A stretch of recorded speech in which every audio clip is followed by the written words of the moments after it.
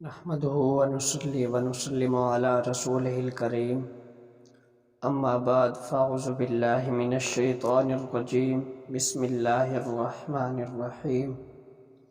آج کی ہماری گفتگو کا عنوان غزوہ نبوی صلی اللہ علیہ وسلم، اس کا دوسرا حصہ۔ پہلا حصہ کل ہم نے پڑھا، دوسرا حصہ نبی کریم صلی اللہ علیہ وسلم نے جن غزوات میں شرکت کی اور اس میں جنگ کی نوبت بھی ہے، ان میں ایک مشہور نام خندق کا آتا ہے، غزوہ خندق۔ یہ غزوہ خندق 5 ہجری میں مدینہ منورہ کے باہر لڑی گئی تھی۔ اس کا سبب یہ تھا کہ قبیلہ بنو نذیر کے یہودی جب مدینے سے نکال دیے گئے تو ان میں سے یہودیوں کے چند رؤساء خیبر میں جا کر آباد ہو گئے، اور خیبر کے یہودیوں نے ان لوگوں کا اتنا اعزاز و اکرام کیا کہ اسلام بن حقیق اور حی بن اخطب و کنانہ بن ربیہ کو اپنا سردار مان لیا۔ چونکہ یہ لوگ مسلمانوں کے خلاف غیظ و غضب میں بھرے ہوئے تھے، انتقام کی آگ ان کے سینوں میں دہک رہی تھی، اس لیے ان لوگوں نے مدینہ منورہ پر ایک زبردست حملے کی اسکیم بنائی۔ چنانچہ یہ تینوں سردار قریش مکہ کے پاس گئے اور ان کو جا کر مسلمانوں کے خلاف ابھارا۔ قریش مکہ پہلے ہی مسلمانوں کے خلاف حملہ کرنے کے لیے تیار بیٹھے تھے، تو انہوں نے ان یہودیوں کی ہاں میں ہاں ملا دی۔ اس کے بعد تینوں یہودیوں نے قبیلہ بنو غطفان کا رخ کیا اور خیبر کی آدھی آمدنی کا لالچ دے کر ان لوگوں کو بھی مسلمانوں کے خلاف جنگ کرنے کے لیے آمادہ کر لیا۔ پھر بنو غطفان نے اپنے حلیف بنو اسد کو بھی جنگ کے لیے تیار کر لیا، اور ادھر یہودیوں نے اپنے حلیف قبیلہ بنو اسد کو بھی ہم نوا بنا لیا، اور کفار قریش نے اپنے رشتہ داری کی بنا پر قبیلہ بنو سلیم کو بھی اپنے ساتھ ملا لیا۔ غرض اس طرح تمام قبائل عرب کے کفار نے مل جل کر ایک لشکر تیار کیا جس کی تعداد 10,000 تھی۔ نبی کریم صلی اللہ علیہ وسلم کو جب اس کے بارے میں معلوم ہوا تو آقا کریم علیہ السلام نے صحابہ سے رائے طلب کی کہ اے میرے صحابہ، تمہارا اس معاملے میں کیا مشورہ ہے؟ تو تمام صحابہ کرام نے اپنی اپنی رائے پیش کی، لیکن حضور کے صحابی حضرت سلمان فارسی رضی اللہ تعالی عنہ نے عرض کی، یا رسول اللہ، جنگ احد کی طرح شہر سے باہر نکل کر اتنے بڑے فوج کے خلاف لڑنا مصلحت کے خلاف ہے، لہٰذا مناسب یہ ہے کہ شہر کے اندر رہ کر اس کا دفاع کیا جائے، اور شہر کے گرد جس طرف سے کفار کی چڑھائی کا خطرہ ہے وہاں پر خندق کھود لی جائے، تاکہ کفار کی پوری فوج بیک وقت حملہ آور نہ ہو سکے، کیونکہ اس وقت اب بھی مدینہ منورہ کے 3 طرف پہاڑ، کھجوروں کے باغات تھے، اس وجہ سے ادھر سے حملہ کرنے کے چانسز بہت کم تھے، جبکہ ایک طرف سے کھلا راستہ تھا۔ تو اس وقت حضور پاک علیہ السلام نے اپنے صحابہ کے ہمراہ وہاں پر ذوالقعدہ میں 8 ذوالقعدہ 5 ہجری کو 3000 صحابہ کرام کے ساتھ حضور پاک علیہ السلام خندق کھودنے میں مصروف ہو گئے۔ جب حضور پاک علیہ السلام نے خندق کی کھودنے کی ابتدا فرمائی تو اس کے بعد حضور پاک علیہ السلام نے 10 آدمیوں پر 10 گز زمین تقسیم فرما دی، اور تقریباً 20 دن میں یہ خندق تیار ہو گئی۔ خندق کھودتے ہوئے ایک سخت چٹان آ گئی جو کسی سے بھی نہیں ٹوٹنے کا نام لے رہی تھی، تو صحابہ کرام نے حضور پاک علیہ السلام کی بارگاہ میں عرض کی۔ حضرت جابر رضی اللہ تعالیٰ عنہ اس حدیث کے راوی ہیں۔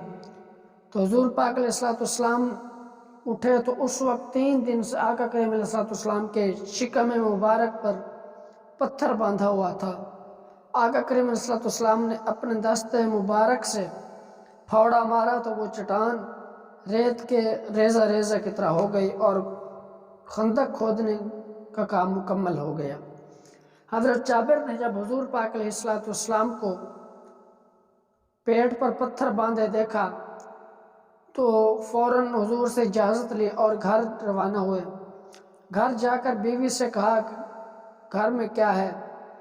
تو اس وقت ان نے کہا کہ گھر میں ایک ساتھ جو کے سوا کچھ بھی نہیں ہے اور ایک بکری کا بچہ بھی گھر میں ہے۔ تو انہوں نے کہا کہ وہ جو کا آٹا گوندھ لو اور میں بکری ذبح کر دیتا ہوں، آج حضور صلی اللہ علیہ وسلم کے لیے دعوت کا اہتمام کرتے ہیں۔ حضرت جابر نے یہ سارا اہتمام کر کے حضور کی بارگاہ میں حاضر ہوئے اور جا کر کہا حضور میں نے آپ کے لیے اور چند ساتھیوں کے لیے دعوت کا اہتمام کیا ہے۔ تو اس وقت نبی کریم صلی اللہ علیہ وسلم نے ارشاد فرمایا اے جابر میرے آنے سے پہلے روٹی بنانا شروع نہ کرنا۔ حضور پاک علیہ السلام جب وہاں پہ تشریف لے گئے اپنے تمام صحابہ کرام کو ساتھ لے کر، تو وہاں پر حضور علیہ السلام نے گوندے ہوئے آٹے کے اندر اپنا لعاب دہن ڈالا اور سالن کے اندر بھی اپنا لعاب دہن ڈالا جو اس وقت آگ کے اوپر پک رہا تھا۔ تو حضور نے فرمایا کہ سالن کو آگ پر پکنے دو اور تم کھانا لے کر آؤ۔ تو حضرت جابر عرض کرتے ہیں کہ جتنا بھی صحابہ کرام آئے تھے تمام نے پیٹ بھر کے کھانا کھایا، لیکن کھانے میں ذرا برابر بھی کمی نہیں ہوئی، جیسے شروع میں تھا ویسے آخر میں تھا۔ ادھر کفار مکہ اپنے تمام لشکروں کے ساتھ تمام قبائل کے ساتھ مل کر جب مدینہ منورہ کے قریب پہنچے تو انہوں نے دیکھا کہ وہاں پر تو مسلمانوں نے خندق کھودی ہوئی ہے۔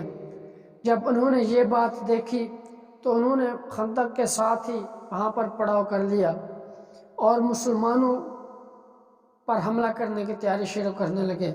چونکہ آگے خندق تھی یکایک وہ حملہ کر نہیں سکتے تھے، اس وجہ سے دونوں طرف سے تیر اندازی پتھر وغیرہ ایک دوسرے کی طرف پھینکے جاتے تھے، لیکن کفار کسی حد تک کامیاب نہیں ہو رہے تھے۔ تو اس وقت حضور پاک علیہ السلام کے صحابی حضرت نعیم بن مسعود اشجعی رضی اللہ تعالی عنہ قبیلہ بنو غطفان کے بہت ہی معزز سردار تھے۔ قریش اور یہود دونوں ان کی ذات پر پورا اعتماد کرتے تھے۔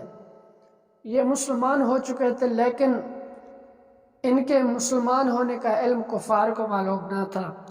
انہوں نے عرض کی یا رسول اللہ اگر آپ مجھے اجازت دیں تو میں یہود و قریش دونوں سے ایسی گفتگو کروں کہ دونوں میں پھوٹ پڑ جائے۔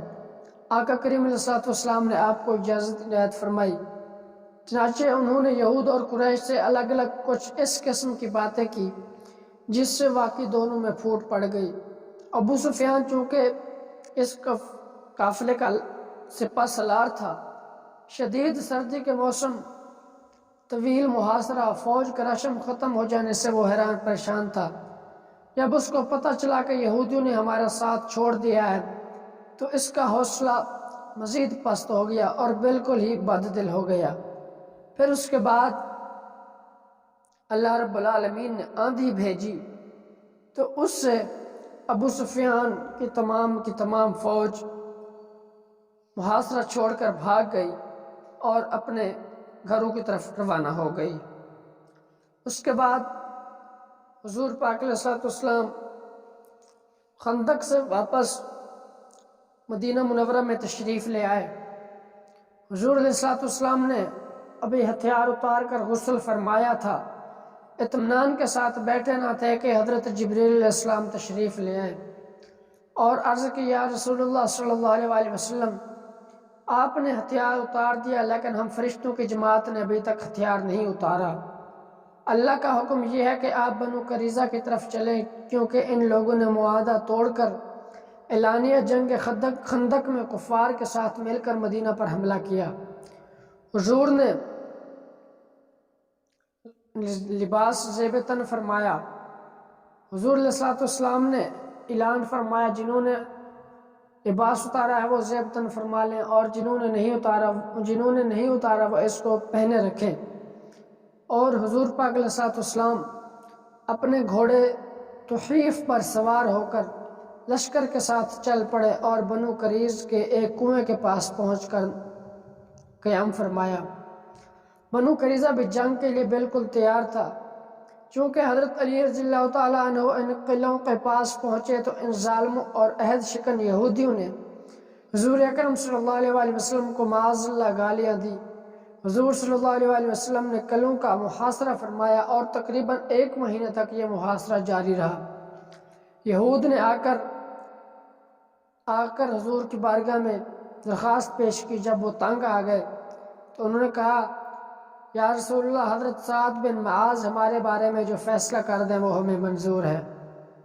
حضرت سعد بن معاذ رضی اللہ تعالی عنہ جب وہاں پر تشریف لے آئے تو انہوں نے فیصلہ فرمایا کہ لڑنے والے فوجوں کو قتل کر دیا جائے، عورتیں اور بچے قیدی بنا لیے جائیں، اور یہودیوں کا مال و اسباب مال غنیمت بنا کر مجاہدوں میں تقسیم کر دیا جائے۔ حضور نے جب حضرت سعد بن معاذ رضی اللہ تعالیٰ عنہ کی یہ بات سنی تو حضور نے فرمایا، بلا شبہ تم نے ان یہودیوں کے بارے میں وہی فیصلہ فرمایا ہے جو اللہ تعالیٰ کا فیصلہ ہے۔ اس فیصلے کے مطابق بنو قریظ کی لڑاکا فوجیں قتل کی گئیں اور عورتیں اور بچوں کو قیدی بنا لیا گیا۔ ان کے مال و سامان کو مجاہدین اسلام نے مال غنیمت بنا لیا۔ اس کے بعد مسلمان اس قبیلے کے شر و فساد سے ہمیشہ ہمیشہ کے لیے محفوظ ہو گئے۔ یہودیوں کا سردار حی بن اخطب جب قتل کے لیے مقتل پہ لایا گیا تو اس نے کہا، اے محمد، خدا کی قسم مجھے اس کا ذرا بھی افسوس نہیں کہ میں نے کیوں تم سے عداوت کی، لیکن حقیقت یہ ہے جو خدا کو چھوڑ دیتا ہے خدا بھی اس کو چھوڑ دیتا ہے۔ لوگوں خدا کے حکم کی تعمیل میں کوئی مذائقہ نہیں۔ بنو قریظہ کا قتل ہونا یہ حکم الہی تھا، کیونکہ تورات میں یہ بات لکھی ہوئی تھی جو خدا نے بنی اسرائیل کو بھی بتا دی تھی۔ یہ حی بن اخطب وہی بد نصیب ہے جو مدینہ سے جلا وطن ہو کر خیبر جا رہا تھا، تو اس نے یہ معاہدہ کیا کہ نبی کریم صلی اللہ علیہ وآلہ وسلم کی مخالفت پر میں کسی کو مدد نہ دوں گا، اور اس عہد پر اس نے خدا کو ضامن بنایا۔ لیکن جنگ خندق کے موقع پر اس نے معاہدے کو توڑ ڈالا، اور گزشتہ اوراق میں آپ جو پڑھ چکے ہیں، گزشتہ باتیں میں آپ کو بتا چکا ہوں کہ حضور پاک علیہ الصلوۃ والسلام کے خلاف یہ حی بن اخطب اور دیگر قریش کے سردار حضور پاک علیہ الصلوۃ والسلام کے ساتھ انہوں نے وعدہ خلافی کی، معاہدہ جو کیا اس معاہدے میں انہوں نے پھر گئے، مکر گئے، اور اس کے بعد انہوں نے کفار کا ساتھ دیا۔ حضور پاک علیہ الصلوۃ والسلام نے اللہ رب العالمین کے حکم کے مطابق ان کے ساتھ اعلان جنگ کیا اور ان کا محاصرہ کیا، اور جس میں ان کو واضح طور پر شکست ہوئی، اور اللہ رب العالمین کے پیارے حبیب حضرت محمد مصطفیٰ صلی اللہ تعالی علیہ وآلہ وسلم کو اللہ رب العالمین نے واضح طور پر کامیابی و کامرانی عطا فرمائی۔ ہجرت کا 7واں سال جنگ خیبر کا واقعہ اسی سال پیش آیا، اور اس واقعے کے بعد مسلمانوں کو اور زیادہ طاقت مل گئی۔ غزوہ خیبر یہ مدینہ منورہ سے 8 منزل کی دوری پر ایک شہر ہے۔ بعض نے لکھا کہ خیبر مدینہ منورہ سے 320 کلومیٹر دور ہے۔ یہ بڑا زرخیز علاقہ تھا، یہاں پر آبادی تھی اور یہاں کی زمین بھی زرخیز تھی۔ اس وجہ سے اس کے فتح ہونے کے بعد مسلمانوں کی طاقت میں اور زیادہ اضافہ ہو گیا، کیونکہ مسلمانوں کو یہاں سے اناج ملنا شروع ہو گیا تھا۔ حضور پاک علیہ الصلوۃ والسلام جب مدینہ منورہ سے خیبر کے لیے روانہ ہوئے تو اس وقت حضور پاک علیہ الصلوۃ والسلام نے اپنے صحابہ کے ساتھ ایک جماعت تیار کی۔ جماعت تیار کرنے کے بعد حضور پاک علیہ الصلوۃ والسلام نے ان سے کہا کہ ہم ان لوگوں کے خلاف جنگ کرنے کے لیے جا رہے ہیں جنہوں نے ہمارے ساتھ وعدہ خلافی کی۔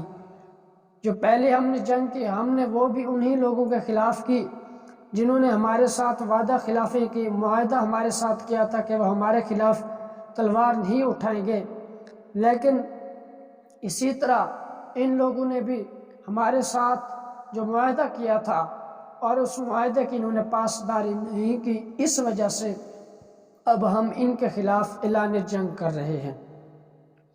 حضور پاک علیہ الصلوۃ والسلام جب مدینہ سے روانہ ہوئے، یہ 1600 صحابہ کرام کا لشکر تھا۔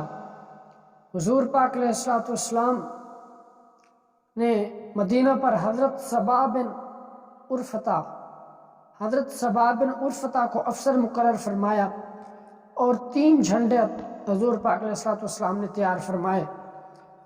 ایک جھنڈے کا علم بردار حضرت سعد بن عبادہ رضی اللہ تعالیٰ عنہ کو بنایا اور خاص علم نبوی حضرت علی رضی اللہ تعالیٰ عنہ کے دستے مبارک میں عنایت فرمایا، اور ایک حضور پاک علیہ الصلوۃ والسلام نے حضرت حباب بن منذر رضی اللہ تعالیٰ عنہ کے دست اقدس میں وہ جھنڈا عنایت فرمایا۔ حضور پاک علیہ الصلوۃ والسلام رات کے وقت خیبر کی حدود میں داخل ہوئے اور اپنی فوج کے ساتھ پہنچے اور نماز فجر کے بعد شہر میں داخل ہوئے۔ یہودی اپنے کام کاج کھیتوں اور باغوں میں مصروف تھے۔ جب وہ قلعے سے نکلے، جب انہوں نے حضور اکرم صلی اللہ علیہ وسلم کو دیکھا تو شور مچانے لگے اور چلا چلا کر کہنے لگے کہ خدا کی قسم لشکر کے ساتھ محمد ہیں۔ یہودیوں نے جب یہ دیکھا تو انہوں نے اپنے بچوں اور اپنی عورتوں کو ایک مضبوط قلعے کے اندر بند کر دیا اور انہوں نے مسلمانوں کے ساتھ مقابلہ کرنا شروع کیا۔ جس قلعے کے اندر انہوں نے اپنے بچوں کو عورتوں کو بند کیا اس کا نام کموس تھا۔ یہ سب سے مضبوط اور محفوظ قلعہ سمجھا جاتا تھا۔ یہاں پر حملہ کرنا بہت مشکل تھا۔ حضور پاک علیہ الصلوۃ والسلام نے اپنے صحابہ کرام کے ہمراہ اس قلعے کا محاصرہ کیا۔ 2-3 دن محاصرہ کرنے کے بعد تیسرے دن حضور علیہ الصلوۃ والسلام نے ارشاد فرمایا، کل میں جھنڈا علم اس شخص کے ہاتھ میں دوں گا جس سے اللہ اور اللہ کا حبیب محبت فرماتا ہے، پیار فرماتا ہے۔ دوسرے دن حضور پاک علیہ الصلوۃ والسلام نے صبح کے وقت حضرت علی رضی اللہ تعالیٰ عنہ کے بارے میں دریافت فرمایا کہ علی کہاں ہے؟ تو انہوں نے کہا کہ ان کی آنکھوں میں درد ہے، تھوڑی سی تکالیف ہے۔ حضور علیہ الصلوۃ والسلام نے ان کو بلایا اور ان کی دکھتی ہوئی آنکھوں میں اپنا لعاب دہن لگایا اور دعا فرمائی تو فوراً ہی ایسی شفا ہوئی کہ گویا انہیں کوئی تکلیف نہ تھی۔ پھر حضور علیہ الصلوۃ والسلام نے اپنے دست مبارک سے علم نبوی جو حضور علیہ الصلوۃ والسلام نے حضرت بی بی اماں عائشہ رضی اللہ تعالیٰ عنہ کے سیاہ چادر سے تیار تھا، حضرت علی رضی اللہ تعالیٰ عنہ کے دست اقدس میں دیا اور ان کو مقابلے کے لیے روانہ کیا۔ حضرت علی رضی اللہ تعالیٰ عنہ نے قلعہ کموس کے پاس پہنچ کر یہودیوں کو اسلام کی دعوت دی، لیکن انہوں نے اس دعوت کا جواب اینٹ، پتھر اور تلوار سے دیا، اور قلعہ کا رئیس اعظم مرحب خود بڑے جوش و خروش کے ساتھ نکلا اور اپنے آپ کو بہادر بتانے لگا۔ اس وقت حضرت علی رضی اللہ تعالیٰ عنہ نے فرمایا، میں وہ ہوں کہ میری ماں نے میرا نام حیدر رکھا ہے، میں کچھار کے شیر کی طرح ہیبت ناک ہوں۔ اس کے بعد مرحبا نے حضرت علی پر وار کیا تو حضرت علی رضی اللہ تعالیٰ عنہ نے وار کو ایسی پھرتی کے ساتھ بچایا کہ اس کا وار ضائع گیا۔ اس کے بعد حضرت علی نے پوری طاقت کے ساتھ مرحب کے اوپر وار کیا، جس سے مرحب کو وہ تلوار لگی، کیونکہ وہ تلوار حضور نے اپنی تلوار ذوالفقار حیدری دی تھی۔ اس تلوار کے لگنے سے مرحب زمین پر گر پڑا اور تڑپنے لگا۔ جب یہ دیکھا تو کفار کی ساری فوج پر حضرت علی رضی اللہ تعالیٰ عنہ کے لشکر میں موجود صحابی ان کے اوپر ٹوٹ پڑے، اور اس کے بعد اللہ رب العالمین نے مسلمانوں کو خیبر کا قلعہ فتح عطا فرمایا۔ حضور پاک علیہ السلام یہاں پر کچھ دن رہے، اور اس کے بعد اسی جگہ پر حضور پاک علیہ السلام کو زہر بھی دیا گیا تھا، جس کی وجہ سے حضور علیہ السلام کا وصال ہوا، جو سبب بنا۔ ایک حضور کے صحابی اور بھی تھے، ان دونوں نے مل کر کھایا، وہ جلدی فوت ہو گئے تھے، لیکن حضور پاک علیہ السلام پر زہر نے آہستہ آہستہ اثر کیا۔ حضور جانتے تھے کہ اس میں زہر دیا گیا ہے، مگر حضور علیہ السلام نے صبر کے ساتھ وہ کھایا، اور اس کے بعد حضور پاک علیہ السلام مدینہ منورہ واپس تشریف لے آئے، اور ان کے ساتھ ایک معاہدہ طے ہوا، جس معاہدے کے مطابق وہ آپس میں ایک دوسرے کے امن کی پاسداری کریں گے۔ حضور علیہ السلام جب مدینہ منورہ واپس تشریف لے آئے تو اس وقت حضور پاک علیہ السلام نے فتح مکہ کے موقع پر، اس سے پہلے کیونکہ صلح حدیبیہ کے موقع پر حضور علیہ السلام اور کفار مکہ کے درمیان جو ایک معاہدہ ہوا تھا صلح حدیبیہ کے موقع پر، قریش مکہ نے اس معاہدے کو توڑا، اور حضور پاک علیہ السلام نے اس معاہدے کو توڑنے کے بعد ان کے ساتھ اعلان جنگ کیا، اور حضور پاک علیہ السلام نے اپنی صحابہ کرام رضی اللہ تعالیٰ عنہ کے ساتھ مشورہ فرمایا، اور مشورہ کرنے کے بعد حضور پاک علیہ السلام اس کے لیے روانہ ہوئے، اور حضور پاک علیہ السلام جب مکہ مکرمہ میں پہنچے تو وہاں کا منظر روح پرور منظر تھا۔ حضور پاک علیہ السلام نے فتح مکہ کرنے کے بعد تمام اپنے دشمنوں کو معاف فرما دیا تھا، اور حضور پاک علیہ السلام نے حضرت ابو سفیان کے ایمان لانے کے اعزاز میں فرمایا تھا کہ جو بندہ ابو سفیان کے گھر میں پناہ لے اس کو امان ہے، جو بندہ حرم کعبہ کے اندر چلا جائے اس کو بھی امان ہے۔ اس کے بعد حضور پاک علیہ السلام خانہ کعبہ کے اندر تشریف لے گئے، وہاں پر حضور علیہ السلام نے خانہ کعبہ کو 360 بت جو اندر رکھے ہوئے تھے اسے صاف کیا، اور حضرت بلال حبشی کو خانہ کعبہ کی چھت پر کھڑا ہو کر اذان پڑھنے کا حکم ارشاد فرمایا۔ اس طرح حضور پاک علیہ السلام نے فتح مکہ فرما کر مکہ کے اندر بھی حضور علیہ السلام نے اسلام کا بول بالا فرمایا۔ ان تمام غزوات کے بعد تمام قبائل کے لوگوں نے حضور پاک علیہ السلام کی دعوت پر اسلام قبول کر لیا، لیکن ایک جماعت نے حضور پاک علیہ السلام کے ساتھ اعلان جنگ کیا۔ جب حضور پاک علیہ السلام نے ان کو دعوت اسلام بھیجی تو انہوں نے اس سے انکار کر دیا۔ یہ حنین کے رہنے والے تھے۔ حنین مکہ اور طائف کے درمیان ایک مقام ہے، یہاں پر حضور پاک علیہ السلام اپنے صحابہ کرام کے ساتھ ان کے مقابلے میں تشریف لے آئے۔ اس جگہ پر 2 قبائل آباد تھے، ایک قبیلہ حوازن اور ثقیف قبیلہ ثقیف۔ یہ بہت جنگجو اور فنون جنگ سے واقف تھے۔ ان لوگوں پر فتح مکہ کا الٹا اثر پڑا، ان لوگوں پر غیرت سوار ہو گئی، اور ان لوگوں نے یہ خیال قائم کر لیا کہ فتح مکہ کے بعد ہماری باری ہے۔ اس لیے ان لوگوں نے یہ طے کر لیا کہ مسلمانوں پر جو اس وقت مکہ میں جمع ہے ایک زبردست حملہ کیا جائے۔ حضور علیہ السلام نے تحقیقات کے لیے اپنے صحابی کو بھیجا۔ جب وہ واپس حضور کی بارگاہ میں حاضر ہوئے تو انہوں نے بتایا کہ قبائل آپ سے جنگ کی تیاری کے لیے ارادہ فرما رہے ہیں۔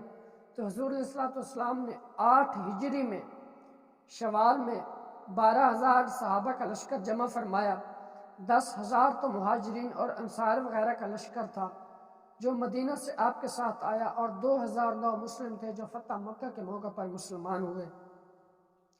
حضور علیہ الصلوۃ والسلام نے اس لشکر کو حنین کی طرف روانہ کیا، اور آپ خود بھی اس لشکر کے ہمراہ تھے۔ حضور علیہ الصلوۃ والسلام کے صحابہ کی زبان پر جب انہوں نے جوش و خروش دیکھا تو یہ الفاظ تھے، آج بھلا ہم پر کون غالب آ سکتا ہے؟ لیکن خداوند عالم کو صحابہ کرام کا اپنے فوجیوں کی کثرت پر ناز کرنا پسند نہ آیا، چنانچہ اس فخر و نازش کا یہ انجام ہوا کہ پہلا ہی حملے میں قبیلہ حوازن اور ثقیف کے تیر اندازوں نے جو تیروں کی بارش کی اور ہزاروں کی تعداد میں تلواریں لے کر مسلمانوں پر ٹوٹ پڑے، تو وہ 2009 مسلم اور کفار مکہ کا جو لشکر اسلام میں شامل ہو کر مکہ سے آئے تھے، ایک دم پیچھے بھاگ ہوئے، ایک بھگدڑ مچ گئی۔ حضور پاک علیہ الصلوۃ والسلام نے جب منظر دیکھا تو چاند جانثاروں کے سوا تمام فرار ہو چکے تھے، تیروں کی بارش ہو رہی تھی، 12,000 کا لشکر تھا۔ تو حضور علیہ الصلوۃ والسلام نے اپنے سواری پر سوار ہو کر، اور آقا کریم علیہ الصلوۃ والسلام نے ایک خطبہ ارشاد فرمایا اور فرمایا، میں نبی ہوں، یہ جھوٹ نہیں ہے، میں عبد المطلب کا بیٹا ہوں۔ اس حالت میں حضور نے دائیں طرف دیکھ کر بلند آواز سے فرمایا، یا معاشر قریش، یا معاشر الانصار، یا للمہاجرین۔ حضور علیہ الصلوۃ والسلام نے جب ان دونوں کو جمع کیا، اور پھر دونوں جب یہ جمع ہو کر دوبارہ انہوں نے ان کے اوپر حملہ کیا، تو اللہ رب العالمین نے اس جنگ میں بھی مسلمانوں کو فتح عطا کی۔ کچھ بھاگ گئے، اور جو اس میں بچ گئے تھے ان کو انہوں نے قیدی بنا لیا تھا۔ ان کے 70 بہادر کٹ گئے۔ قبیلہ بنو ثقیف کی جو فوجیں تھیں بڑی بہادری کے ساتھ مسلمانوں سے لڑتی رہیں۔ ثقیف قبیلہ کے 70 بہادر اس لشکر میں واصل جہنم ہوئے، لیکن جب ان کا علم بردار یعنی جس نے ان کا علم اٹھایا ہوا تھا عثمان بن عبداللہ قتل ہوا، تو ان کے پاؤں مزید اکھڑ گئے، اور فتح مبین نے رسول اللہ صلی اللہ علیہ وسلم کے قدموں کا بوسہ لیا، اور کثیر تعداد میں مسلمانوں کو مال غنیمت حاصل ہوا۔ حنین میں شکست کھا کر کفار کی فوجیں بھاگ کر کچھ تو اوطاس جمع ہو گئی، اور کچھ کے طائف کے قلعے میں جا کر پناہ گزین ہوئی، اور اس کے بعد حضور پاک علیہ الصلوۃ والسلام نے ان کا پیچھا کیا، اور اس کے بعد یہ سب کے سب لوگ مسلمان ہو گئے، یا انہوں نے حضور پاک علیہ الصلوۃ والسلام سے اپنی جان کی امان طلب کی، اور حضور پاک علیہ الصلوۃ والسلام کے ساتھ ایک معاہدہ طے کیا یا ایک فدیہ دینے کے لیے، اور اس صورت میں اللہ رب العالمین نے اپنے پیارے حبیب کو ان تمام غزوات کے اندر کامیابیوں کامرانی سے نوازا۔ آج کا ہمارا غزوات نبی صلی اللہ علیہ وسلم کا موضوع اپنے اختتام کو پہنچا۔ وما علینا الا البلاغ المبین۔